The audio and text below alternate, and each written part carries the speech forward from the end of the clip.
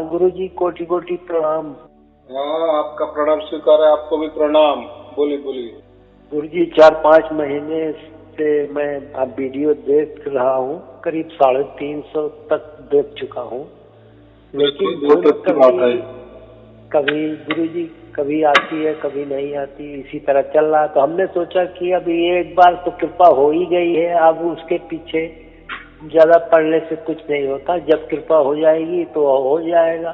तो मैंने कहा एक बार गुरुजी से आशीर्वाद ले लो। बहुत अच्छे, बहुत अच्छे। हाँ, एक बार ऐसा ही होता है, चलता है, होता है, कम ज्यादा होता है। एडमिशन मिल गया ना, एडमिशन मिलना मतलब था, बराबर जी। अभी छोटे छोटे पेपर तो चलने वाले, कोई पेपर फेल होंगे, कोई में पास हो जाएंगे, लेकिन आखिरी इम्तिहान तो महत्वपूर्ण है ना, अब उसमें तो शामिल हो गए। लेकिन कभी सुबह कभी शाम, कभी सुबह कभी शाम ऐसे आती, कभी बीच में गायब हो जाती, नहीं आती। हाँ, फिर हमने सोचा कि चलिए एक बार तो कृपा हो ही गई है, अब होगा ही, बस केवल आशीर्वाद तो ले ही ले उनसे।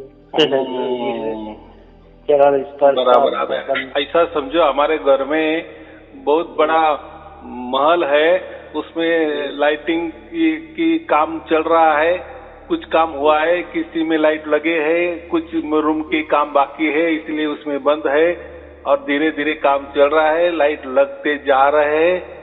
तो ये काम चल रहा है अपने ऊपर, इसलिए मैं कहता हूँ ना, जब भी ऐसा होता है ना, तो वो धुन तो चालू ही होती है, लेकिन कैसा है, अभी उसका सिग्नल तो हमारे अंदर आ गया, अंदर प्रकट हो गया, बराबर। लेकिन हाँ, हमारी प्रकृति समझो, या हमने बहुत लाखों साल ये इसके परमात्मा के बिना गुजारे हैं, तो थोड़ा खींचतान होती है, समझ में नहीं आता कि ये क्या हो गया, यानी मन बावरा हो गया हमारा। जी। हाँ, और वो ऐसा दर्शाता है कि ये आत्मा जो है, उसके साथ उसका जो मित्र था या भाई, समझो भाई तो नहीं कहेंगे, भाई तो ये तो अलग, ये तो प्रकृति वाला है, और ये तो परमात्मा वाला बच्चा है, और ये प्रकृति वाला बच्चा है मन, तो भाई भाई नहीं है, लेकिन मित्र तो हो सकते हैं ना। दोनों मित्र लाखों बरस से एक दूसरे के साथ थे, तो अभी ये आत्मा भाई को उसका बाप मिल गया, बराबर।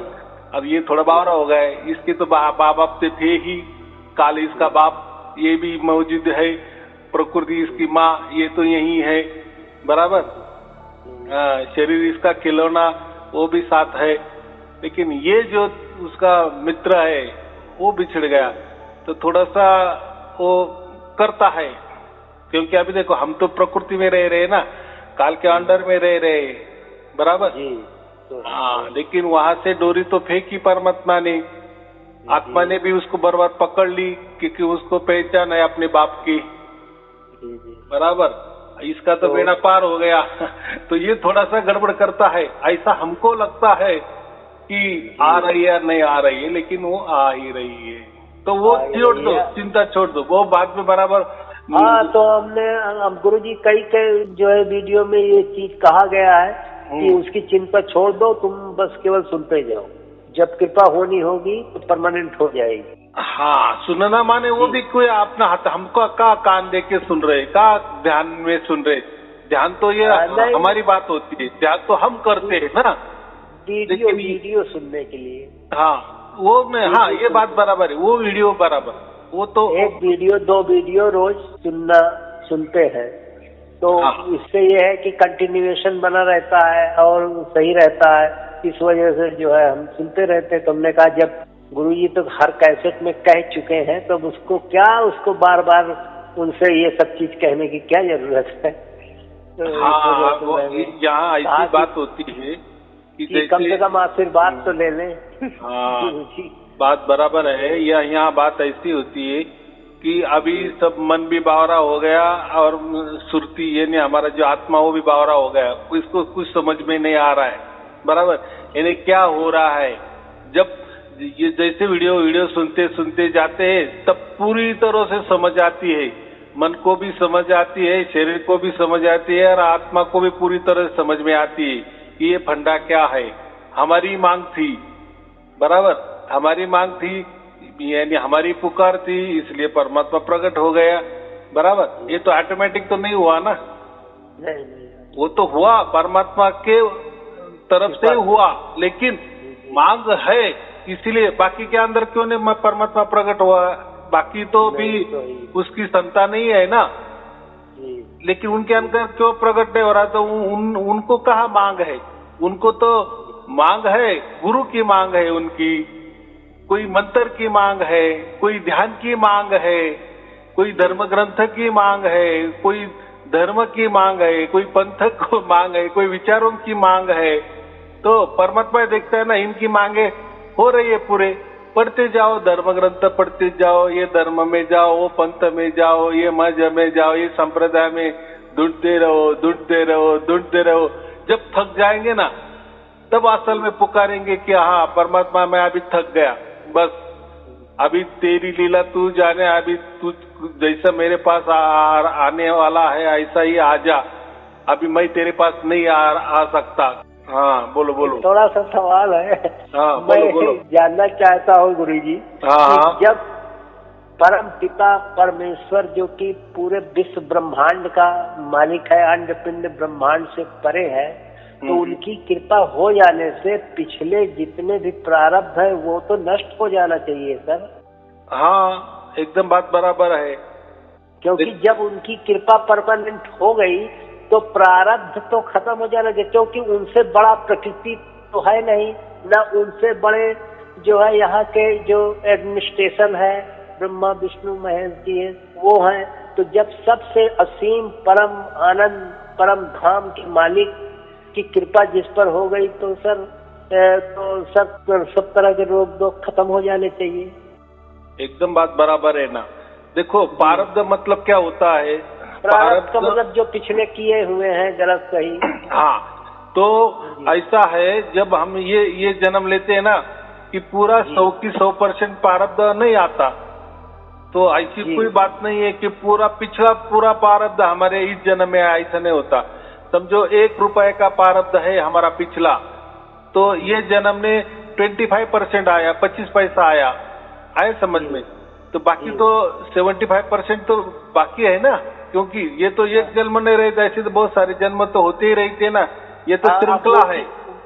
अब वो कितना हुए तो हमें मालूम नहीं है। हाँ, लेकिन जब ये 7 शब्द मिल जाता है ना, तो वो जो बचा 75% था ना, 75 पैसा प्रारब्ध, वो खत्म हो जाता है। बराबर।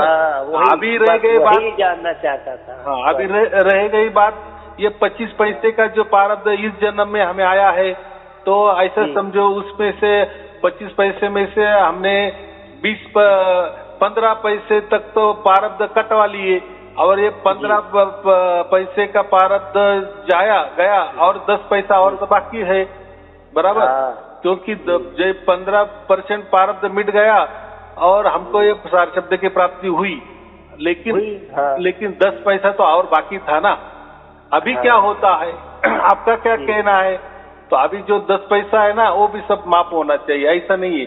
देखो प्रारब्ध का मतलब क्या होता है? जब हमारा प्रारब्ध पूरा खत्म होता है ना, यानी ये जन्म में जो 25 पैसा आपने लाया था ना, वो 25 की 25 आपने पूरे भुगतान किए, अच्छा या बुरा जो भी आपको उसका फल मिलने वाला, तो उसका भुगतान हो गए, अब तुरंत मर जाते हैं, तो हम क्या बोलते हैं? तो ये मर गया। लेकिन अभी देखो, ये बीचों बीच हमें जीते जी अभी परमात्मा प्राप्त हो गया, तो अभी ये जो 10 पैसा जो बाकी है ना प्रारब्ध हमारा, तो उस पे भी सुख दुख तो हो गए कि नहीं, मिक्सिंग, क्योंकि हमारे आज तक जन्म से यहाँ तक आप जो आए, तो सुख दुख ऐसा ही चलता आता है ना, एकदम तो पूरा की पूरा दुख नहीं होता, या पूरा की पूरा सुख नहीं होता ना। तो ऐसा ही जो हमारा 10% अभी बाकी है ना, उसमें सुख दुख बाकी ही है, तो वो आएंगे। हाँ, वो आएंगे, लेकिन जो दुख होते हैं ना, वो एकदम हल्का महसूस हो जाएंगे, क्योंकि अभी हमारा जुड़ाव एक परम शक्ति से हुआ है, सर्वोच्च शक्ति से हुआ है। जी, वही तो मैं कह रहा हूँ। हाँ, क्योंकि ये जो दुख का भुगतान कौन करता है? ये काल करवा लेता है ना।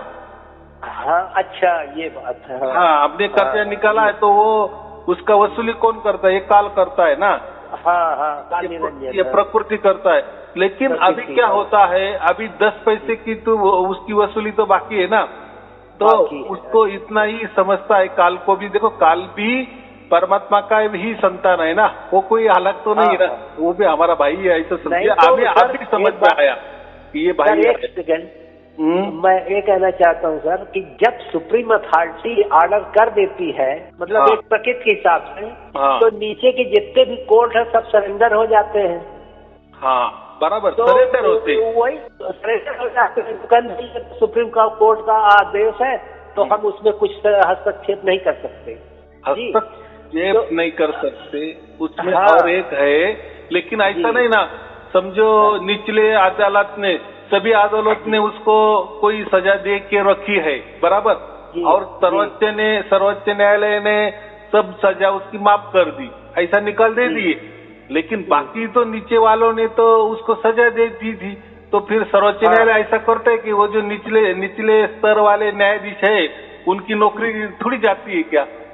वो तो उस टाइम का, उस परिस्थिति का दिया हुआ निर्णय होता है ना, सबूत के आधार पर, बराबर।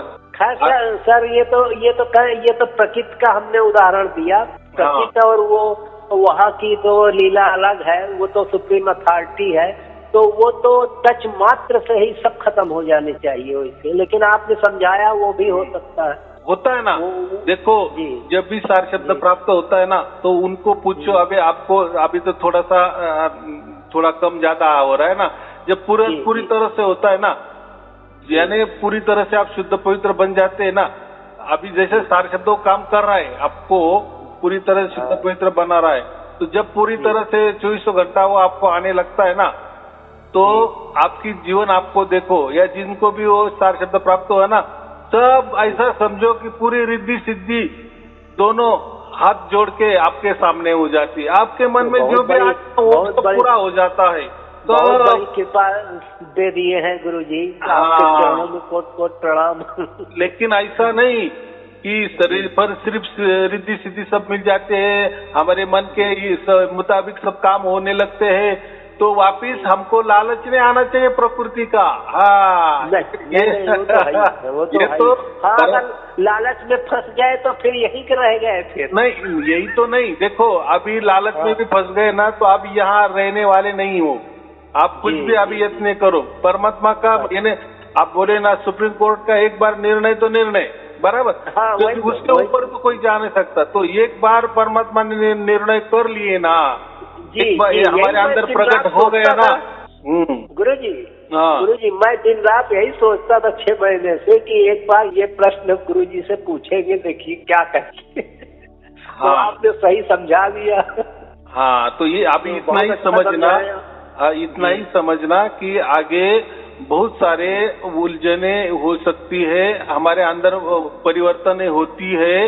मैं वही बोला कि रिद्धि सिद्धि सब हमारे हाथ खड़े करके सब हमको प्रदान करती है, लेकिन हमने इतना ही समझना कि ये जो भी मिल रहा है ये सार शब्द की वजह से मिला, परमात्मा की हाई अथॉरिटी से मिला, उसके निर्णय से मिल रहा है, इसको ये नहीं करना। हाँ, लेकिन आप बोले ना, कृपा से, हाँ, लेकिन आप बोले ना कि समझो हम रिद्धि सिद्धि में चले गए और उसको ही बड़ा मानने लगे, तो हम तो ऐसे ही तो नहीं। आप अभी कुछ भी करो, आपको वापिस जन्म नहीं है। आप समझो, ऐसा अभी एक उदाहरण ले लो कि आपको सार शब्द की प्राप्ति हो गई और आपका सब बढ़िया चल रहा है, और उस धांधली में आप थोड़े गलत काम करने लगे। गलत करे ही नहीं सकते, क्योंकि आप जब सार शब्द प्राप्त होता है ना, तो पूरी अथॉरिटी उसके निर्णय से होती है। सब फिर प्रक्रिया, अगली वाली प्रक्रिया है ना, सब वो निर्णय के ऊपर होती है। जैसे आपने कहा ना कि सुप्रीम कोर्ट का जब निर्णय होता है ना, तो पूरी तरह से क्या उसका लेना देना दे दो। कोर्ट नीचे की लोअर कोर्ट सब फेल हो जाती है, वो कहती भाई मैं क्या करूँ, ये तो सुप्रीम कोर्ट का आदेश है। हाँ, फिर सुप्रीम कोर्ट क्या बोलती है, इनको जो क्या भुगताना वो भी दे दो, इनका सब कुछ अच्छा कर दो। तो फिर करने में तो थोड़ी देरी तो लगती है ना, लेकिन आदेश तो आदेश है ना। तो ऐसा ही हमारा जीवन तो आगे वाला अच्छा ही हो जाता है। तो उतना हमको इतना नहीं समझ में आता, लेकिन मैं एक आपको सहज में बताता हूँ। अगर ऐसा समझो कल्पना करो कि आपको तो सब मिल गया और आपकी नीयत खराब हो गई, बराबर जी। तो फिर जी। आप यानी आप बुरे चलने लगे, यानी बुरा बर्ताव करने लगे। ऐसा हो तो नहीं सकता 101%, लेकिन नहीं करेंगे थोड़ी देर के लिए। तो अभी आप क्या बोलेंगे, यार मुझे इतने सारे शब्द मिला लेकिन मैं तो बुरे काम कर रहा हूँ अभी, और उसमें मुझे यश भी आ रहा है, मेरे मन के मुताबिक बुरे काम भी सक्सेस हो रहे हैं, तो अभी मुझे मैं नरक में जाऊंगा, या मुझे जो अभी मोक्ष मिला था वो कैंसिल हो जाएगा। तो ऐसा नहीं होने वाला, ऐसा होने वाला। लेकिन हम जानबूझ के नहीं करें ये काम जानबूझ करके नहीं करना है, या जानबूझ के या वैसे भी ये सब काम रास्ते में नहीं आना। सार शब्द का मतलब क्या होता है, आपका पूरा मन, आपकी पूरी बुद्धि, आपका पूरा शरीर, आप जो भी वातावरण में रहते, वो प्रकृति, पूरा काल, ये सब परमात्मा के अंडर में काम करते हैं, बराबर। हाँ, यानी उनके ऊपर नजर निगरानी में रहती है। ये प्रकृति को भी समझता है। चले जाते हैं। हाँ, ये प्रकृति को भी हम उनके सानिध्य में चले जाते हैं, यहाँ से कुछ लेना देना नहीं रहता। लेना बराबर, आप ये 1,00,000% की बात की, ये तो निमित्त मात्र रहता है, लोगों को दिखावे के लिए। हाँ, जब तक हम हैं। हाँ, दिखावे के लिए लोग कहते हैं कि हाँ ये भी बंदा हमारे साथ है, लेकिन नहीं, ये वो जीते जी मुक्त होता है, उसको सर्टिफिकेट भी मिल जाता है।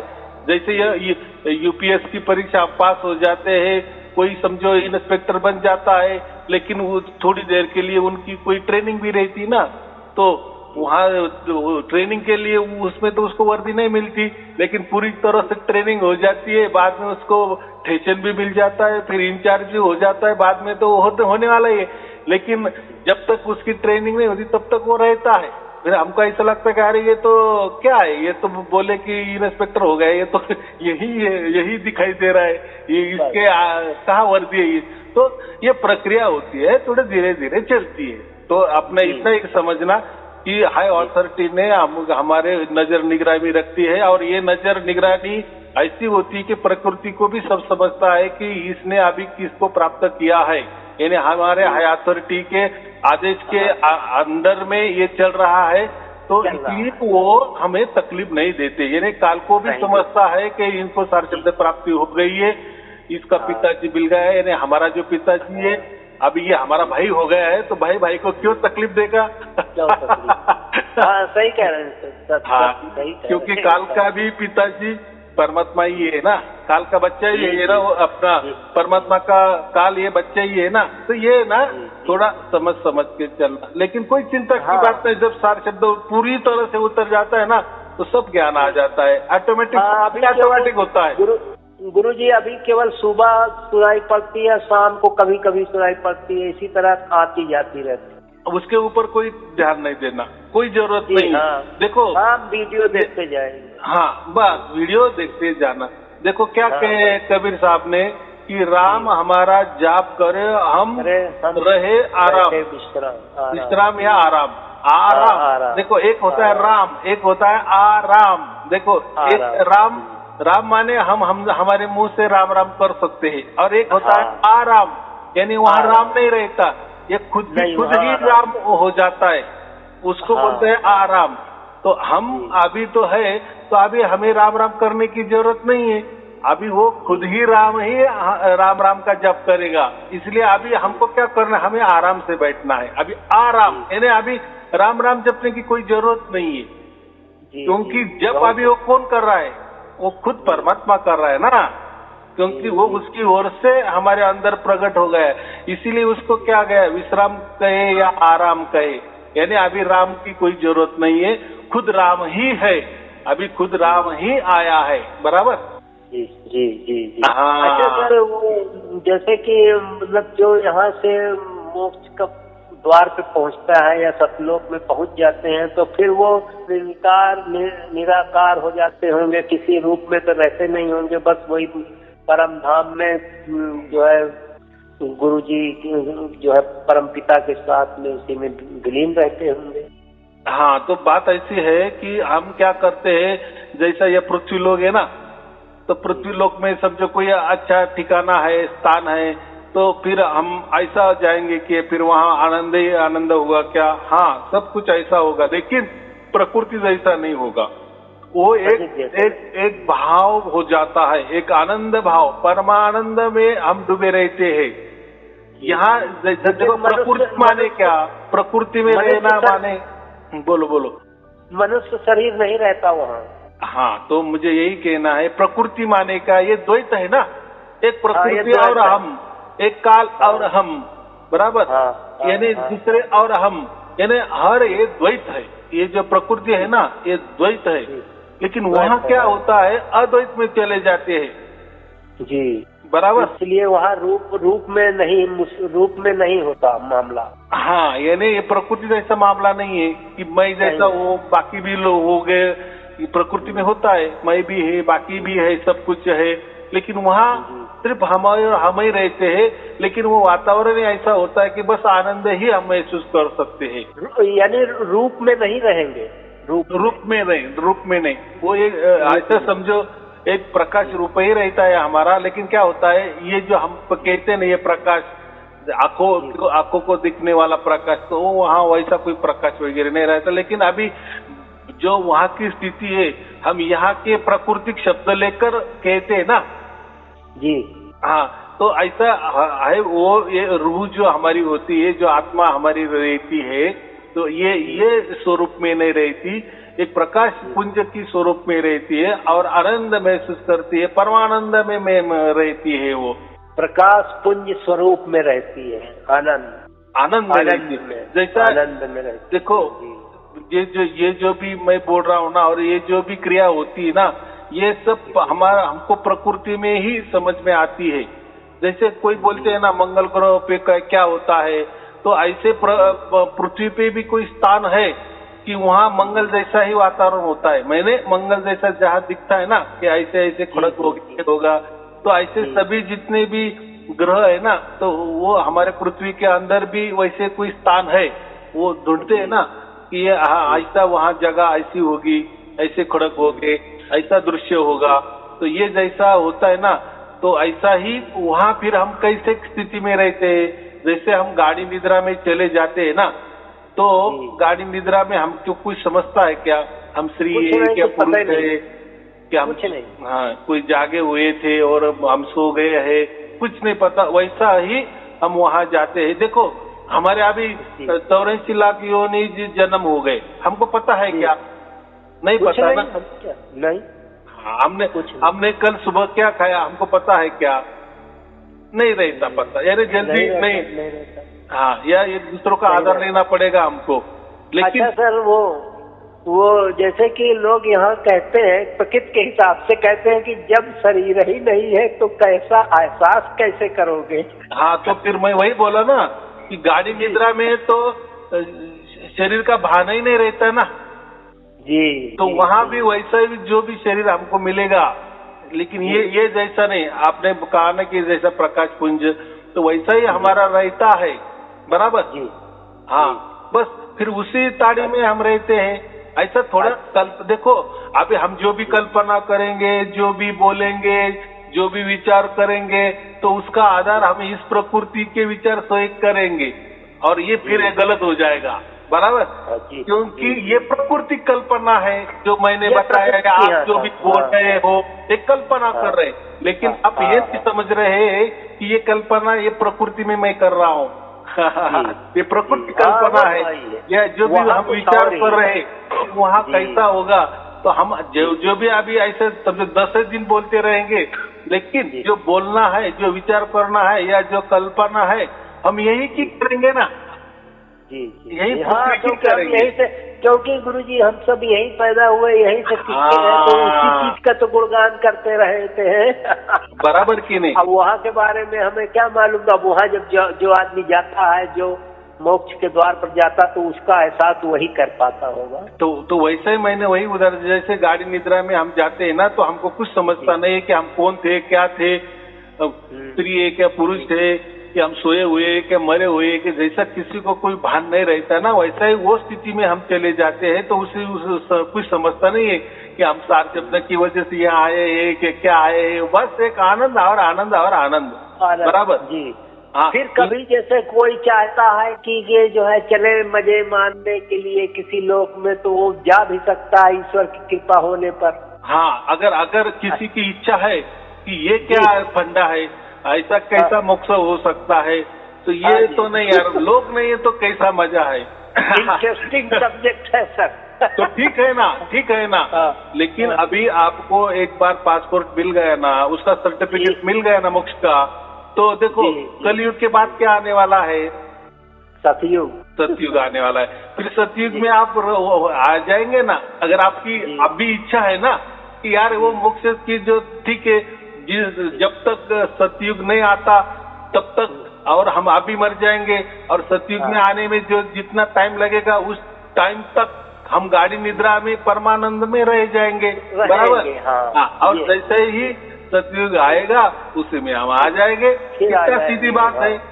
देखो हम क्या इसी कलयुग में भी नहीं थे ना, हम तो द्वापर में भी थे, त्रेता में भी थे। हाँ गुरु जी, जैसे सतयुग में वो आ गया और आने पर उसने गलत काम कुछ कर दिया, तब फिर क्या होगा? देखो एक तो सतयुग में सतयुग का महत्व क्या है?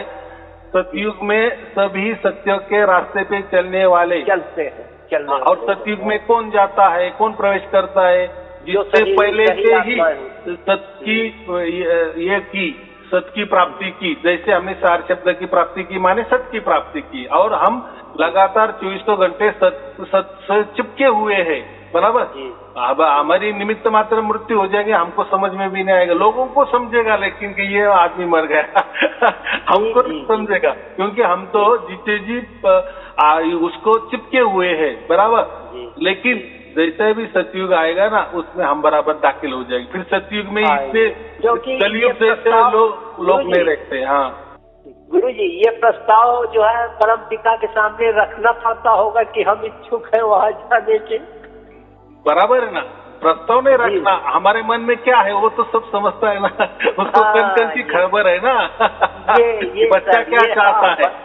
ये सर हाँ, बच्चा चाहता है कि परमात्मा की यहाँ ज्यादा दिन नहीं रहना, आनंद में नहीं रहना, लेकिन जितना दिन आनंदमय रहेंगे तब तक रहेंगे, लेकिन थोड़ा सा ये थोड़ी हमको तो ये लग गई ना, हैबिट लग गई ना, यहाँ की आदत लग गई ना, तो फिर यही लोग आते हैं सतयुग में। दूसरे आएंगे पापी लोग खुद आएंगे, जिसने कलयुग में सत की प्राप्ति की वही लोग आएंगे, बराबर की नहीं। हाँ, क्योंकि सतयुग में तो कोई ये धर्म नहीं होता धर्म की ये धर्म की बातें नहीं होती। जैसे अभी ये मैं सार शब्द देता हूँ, यहाँ इसमें कौन सा आपको धर्म नजर आया, कौन सा पंथ नजर आया, कौन सी गुरु नजर आया? इसमें एकदम सिंपल ज्ञान है और कुछ नहीं। हाँ, ना अक्षर, ना कोई मंत्र, ना कोई तंत्र नहीं।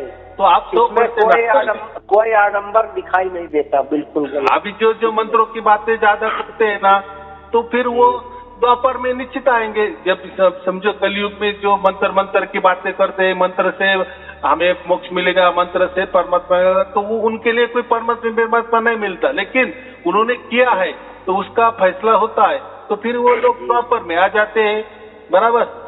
जो कोई तप के बारे में ध्यान में ज्यादा रुचि रखते हैं तो वो त्रेता में आएंगे, क्योंकि त्रेता में ध्यान का ज्यादा महत्व है, यज्ञ या ध्यान।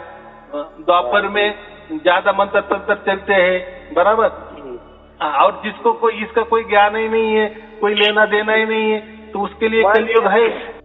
कलयुग छोड़ करके किसी अन्य युग में आते हैं और उसमें कोई गलत काम करता है, पहली बात तो करता ही नहीं होगा, अगर करता है तो फिर उसका क्या पनिशमेंट होगा सर? नहीं, आप अभी क्या बोले कि सतयुग में सब जो लोग बुरे काम कर, सतयुग में बुरा काम करेगी नहीं ना, फिर सतयुग का नहीं होता। लेकिन वो जब ढलान पे आता है ना, ढलान पे, तब वो हो जाता है। फिर वो ऐसी फिर त्रेता की शुरुआत हो जाती है। फिर त्रेता में भी लोग आने के लिए यहाँ तैयार होते हैं ना। कलयुग के देखो ये जो है ना, ये सतयुग, त्रेता युग, द्वापर युग, ये कलयुग में से ही चले जाते हैं। मैंने क्या कहा, जो अभी सत की प्राप्ति करते हैं कलयुग में, वो सतयुग में जाते हैं। ये अगर यहाँ कोई मंत्र तंत्र की ज्यादा वो जिसको रुचि है उसमें वो मन लगाता है कि इसमें मुझे परमात्मा मिलना चाहिए, अगर उसका मंत्र पे ही विश्वास है तो वो लोग क्या करेंगे, वो द्वापर तक वो रुकते हैं परमात्मा के यहाँ, ऐसा समझो। लेकिन उनको समझता नहीं कि मैं परमात्मा की गोद में हूँ, वो परमात्मा के यानी ऐसा समझे वो एक प्रकार की गाड़ी निद्रा में चले जाते हैं, उसको आनंद वगैरह नहीं मिलता लेकिन गाड़ी निद्रा में चले जाते हैं, बराबर। तो कहने का मतलब गुरु जी की परमात्मा जो है सबकी मनसा को जानता है, अगर वो जान करके उसको इसी जगह दे देता है। हाँ बराबर। यानी कलयुग के ही लोग बराबर सतयुग में जाते हैं और ये बाकी लोग जो बच्चे वो त्रेता में जाते हैं, उसमें से बाकी और बच्चे लोग द्वापर में जाते हैं, ये सिलसिला बराबर चलता है, वो उसके हो जाने बराबर। हाँ, तो उनकी जो नियम है ना, परमात्मा का नियम है ना, वो बराबर चलता है, उसको एक भी गड़बड़ नहीं होती। हमारे में गड़बड़ हो सकती है परमात्मा के सर्कुलेशन में गड़बड़ नहीं, वो तो प्रकृति में आदमी गलत करता ही है, यहाँ हो सकता है। हम जितने भी लोगों को सार शब्द मिल रहा है तो वो सब सतयुग वाले लोग होंगे, ऐसा क्यों नहीं आप समझते? ऐसा भी हो सकता है ना। जी हाँ, हो सकता है। हाँ, बाकी लोग नहीं कर सकते तो वो हो सकते हैं वो त्रेता वाले होंगे, फिर वेटिंग में रहेंगे। हमने तो सर ऐसे पूछ लिया कि जैसे प्रकाश पुंज में वहाँ पर अगर चले गए लोग तो फिर कभी मन उनका होता होगा, तो आप कह रहे हैं कि परमात्मा तो सबकी समझता है कि किसकी क्या इच्छा है तो उसको वहाँ भेजता है। हाँ, ये आपने बहुत सही शंका का समाधान कर दिया गुरु जी। चलो ठीक है, आपको और आपके परिवार के लिए शुभ आशीर्वाद। सत साहेब जी, सत साहेब जी, सत साहेब जी, कोट कोट प्रणाम।